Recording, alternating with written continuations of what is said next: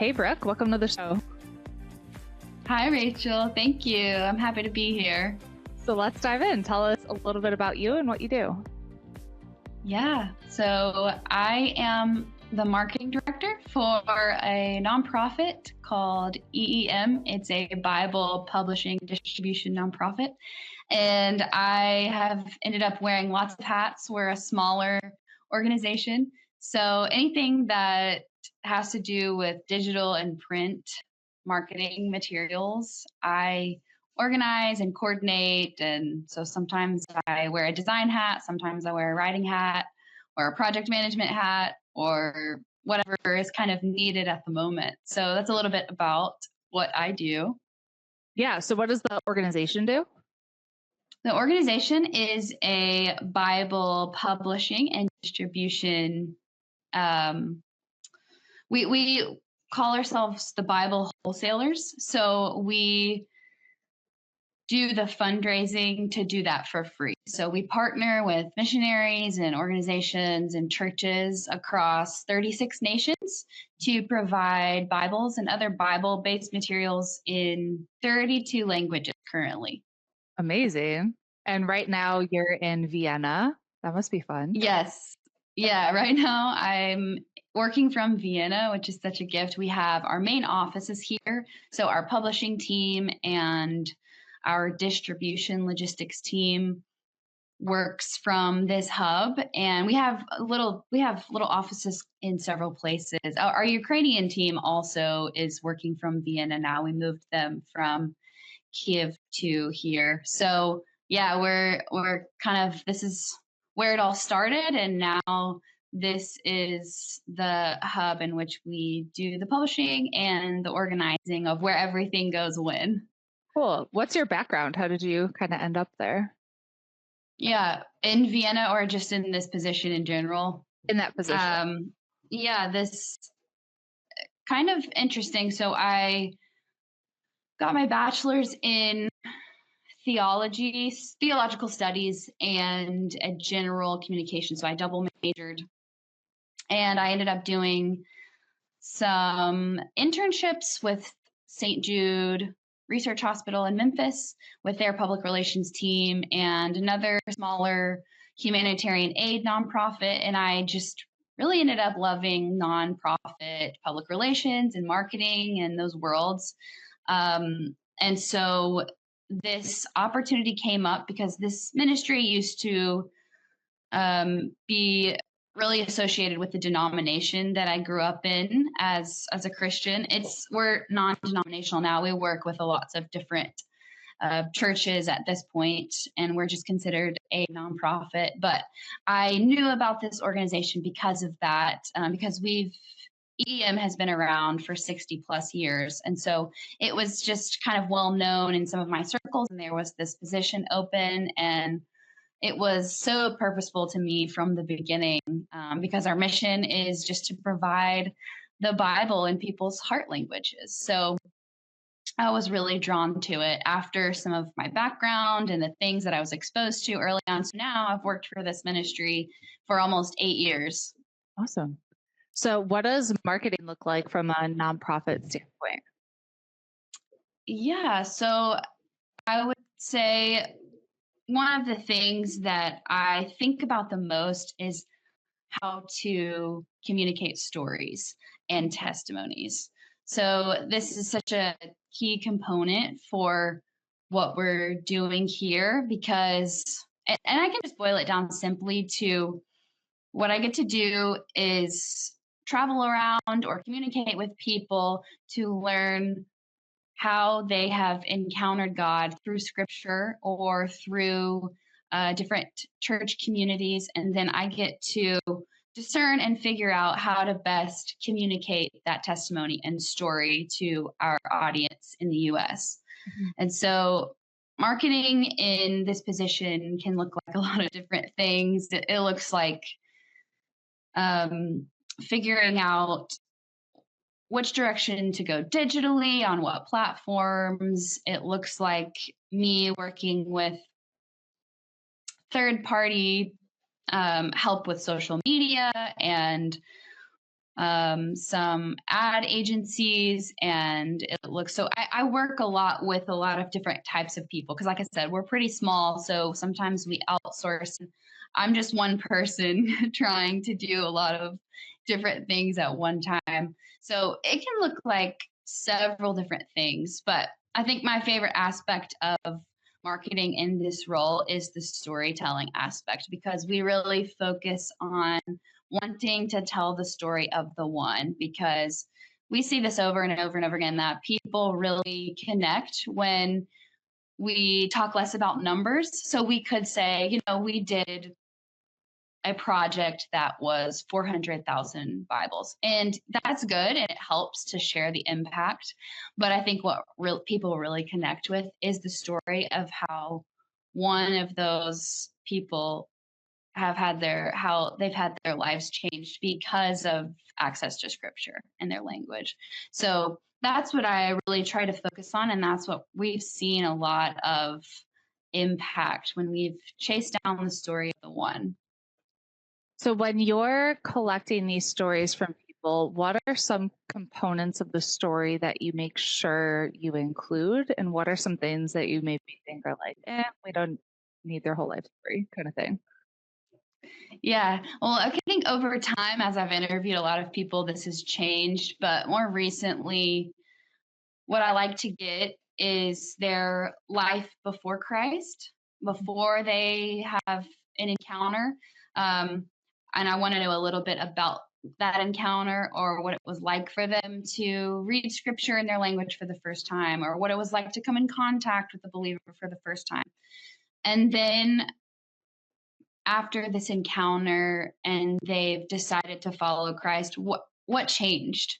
So you can see the contrast because I think that's what's powerful to us and stirs our faith just in our everyday lives is to know these kind of details. And this is exactly what stirs the faith of a donor and allows them to see their impact and exactly what they're partnering with to accomplish. So, yeah, those three components their life before Christ, kind of the encounter, I would call it, and then after their decision to follow Christ, what did life look like? And it's not necessarily that cookie cutter, but I follow this principle when it comes to all of my interviews pretty much more recently. Oh, that's good. It's good to have like a template and then you know kind of what to ask for. Because if you're asking for like Hmm. testimonial or something, a lot of times they can just rattle off and talk for like 10 minutes and you're like, I didn't Yeah, get it's useful that I could. exactly. So it's good to like, Exactly. No, this really helps. Yeah. Because sometimes, like, I was just on a trip and I'm at a table and I'm actually interviewing four people at the same time sometimes because we're at a meal and I'm hearing their stories. And so this is a really good way to compartmentalize like each person so I don't get overwhelmed that, okay, I have four people here. I'm trying to capture something at the same time. I can kind of go through these questions that direct the conversation in a certain way to get this kind of information that really just summarizes the powerful information that we need to tell the story. amazing. How can Christian entrepreneurs kind of incorporate that and better tell their story of their brand or their mission? Ooh, yeah, this is good. What it, I think we all really should think about those three things in our own lives as Christians. What has our life been like before Christ?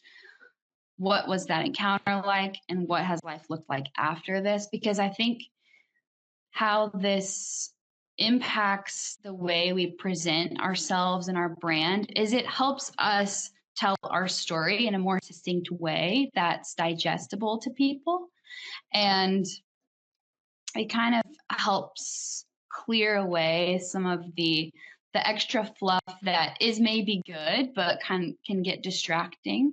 But I think when if this is applied to entrepreneurs, Christian entrepreneurs, it helps them get more of a clear vision also of their purpose and why they're doing what they're doing. So I think therefore it equips them to better communicate their brand, their purpose, their story personally, whatever influence wherever they find themselves.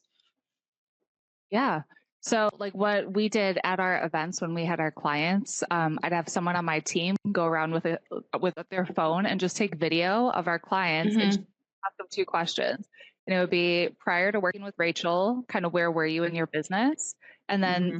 since working with Rachel, what have you been able to accomplish, or like what's changed? Hmm. And that was great because then it meant it was duplicatable. So like I didn't have to be the one Yes. for doing the questions. It was like you only have two questions to ask. Anyone can answer two questions, and then you get to like the meat and the heart of what we actually Hmm. wanted to hear Hmm. in usually like a minute or two. Yes. Yeah. Yeah. It's really when you kind of have those go-to questions where you're like, these questions really elicit what you are trying, the information you're trying to get. It can be so helpful because I can remember like the first several years I worked for EM and I was trying to gather stories. I was like, I do not know which direction to go. And it felt like chaotic at times. And I was like, what am I really trying to communicate here? And so over time, I think, yeah, when you're able to refine it to 2 to 5 questions per person to get the meat of the story, it can be so helpful. Yeah. So what I'm hearing is keep it simple. Uh, Yeah. Keep it really simple. Do you have any stories that you want to share with us of people that have been impacted from the ministry? Yeah, yeah, I would love to share. One of my favorite stories was about a woman named Zara, who was an Afghan refugee that came through Greece, her and her husband. They really struggled in Afghanistan. They fled for their safety to Greece. So, as a Muslim family, they came collectively with other family members. And in Greece, they um, were desperate. They didn't come with much, and they were met by believers, and which happened to be our partners that we distribute materials, Bibles to. And this was the first time as a Muslim family that Zara and her husband was Yasser. I don't remember if I mentioned him, that they received a Bible. Yasser didn't take a Bible at first. It was just his wife, Zara, and he didn't know that she took it. But one day he found Zara in the living room reading the Bible, and he was incensed and he said, "How dare you have this Bible in our home? You know, we're a Muslim family. I'm going to have to divorce you or I'm going to have to kill you if you don't put this book down." And Zara calmly was like, "I can't put this book down. I've met Jesus and I just can't." And so he walked away angry and she kept reading it in the living room and she would just leave it sitting on the table. And weeks go by and Yasser starts to pick up the Bible and he starts to read it. And over the next couple of months, he too decided he couldn't put it down. And so he didn't kill her and he didn't decide to divorce her, but he ended up becoming a believer in Jesus and started following Christ. And now they have led a church and they've been sent as missionaries. Their whole lives were turned upside down. And it really came from God's spirit in Zara, who she had encountered Jesus reading the word, and she knew that she couldn't go back. And her boldness and her courage really changed the trajectory for their whole family. And there's just been this amazing ripple effect from this encounter. So this is one of my favorite stories of just the beautiful, beautiful way that like Zara put her life on the line for this. And this encounter meant so much to her that she was willing to risk her family, losing her family. And so yeah, this is just one of many that we can tell, but it's just so powerful. I love it. And I love the way that you tell it. What I want our listeners to hear is kind of like you told the meat of the story and there's no like so what's, like there's no little details that are irrelevant to the story. Like nobody cares Mhm. if they live in like a 3-story house and have 4 cats. It's like, True. Yeah. so it's like, all right, what happened when they encountered, like they had the Bible in their hands, the thing that is like transformative, when they had the encounter with Jesus, where were they? And then what was the aftermath of that? Mhm. Mhm. Yeah. So you're asking me where were they? No, I think like the way that you told it was great. And like just Oh, maybe okay. Yeah. hit those main points. Mhm. So what Mhm. I want our listeners to hear is like just hit those main points when you're telling a story or you're telling like a Yeah. testimony, Yeah. to really get the kind of like the heart of what's going on, Mhm. without extra fluff added in.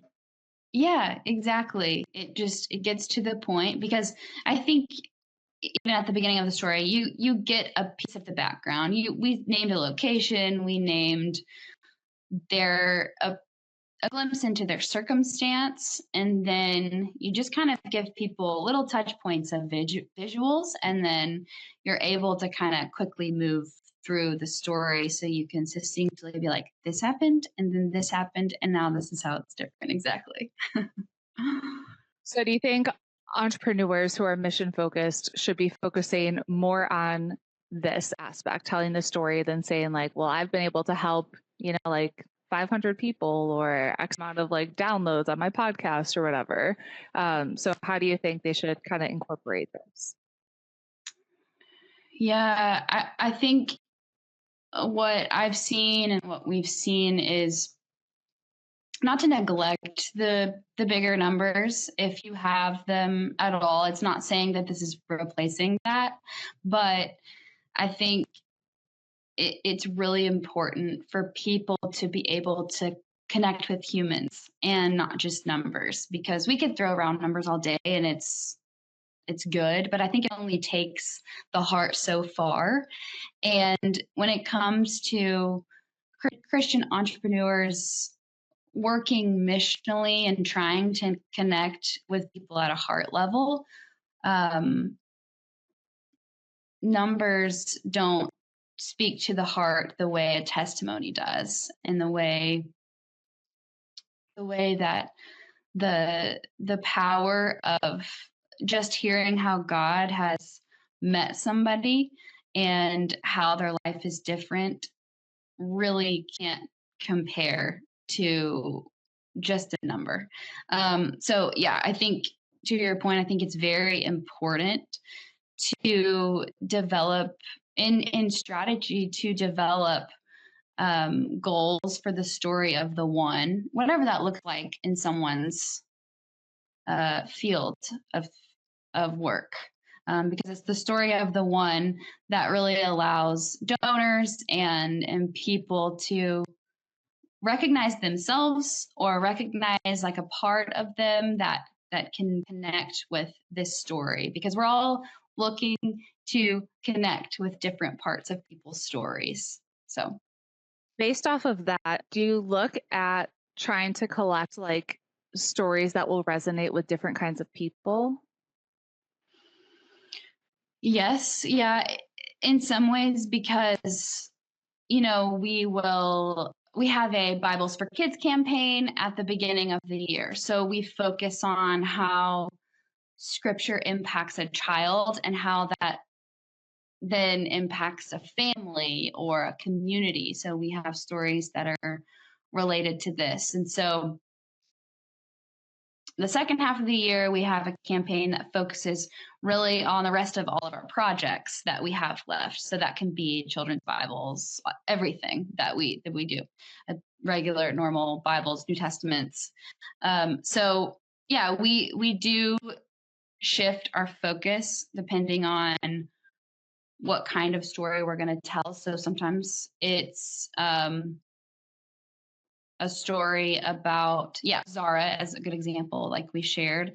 But then we have a lot of stories about the faith of a child and what that does. Or we have stories of missionaries who've done risky things to provide children's Bibles in hard to reach places and the impact of reaching a child and what that did to impact the community. So it does change and shift.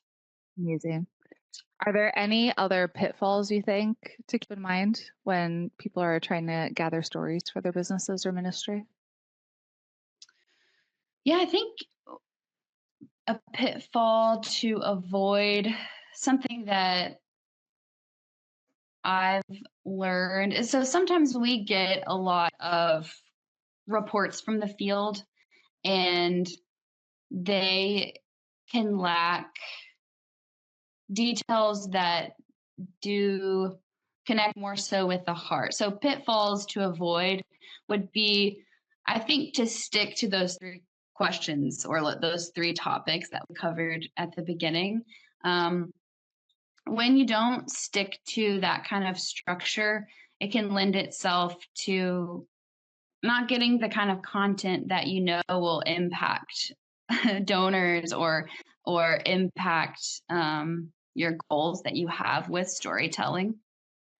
So yeah, I would say cast your vision for the structure of your stories and stick to it, and don't feel like you have to deviate. It's okay if it feels repetitive, because it's, some people will be hearing this story for the first time and you never know um, who is hearing what. So does that make sense? I think that answers your question. Yeah. And when you're getting these stories, are you video recording them or are you like writing them down to use later? I'm usually just getting an audio recording, and I will take photos and I will take notes at points of the story that I want to make sure to go and include in the storytelling components. But yeah, I don't usually.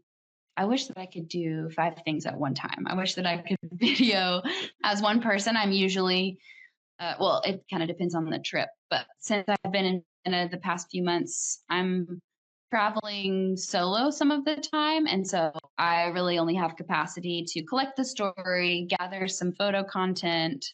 Um, but I have been using these trips also to note, okay, can we come back to this location and can we bring a video team or someone who can take this story a little bit further with me? So some of my trips currently are really kind of just feeling things out.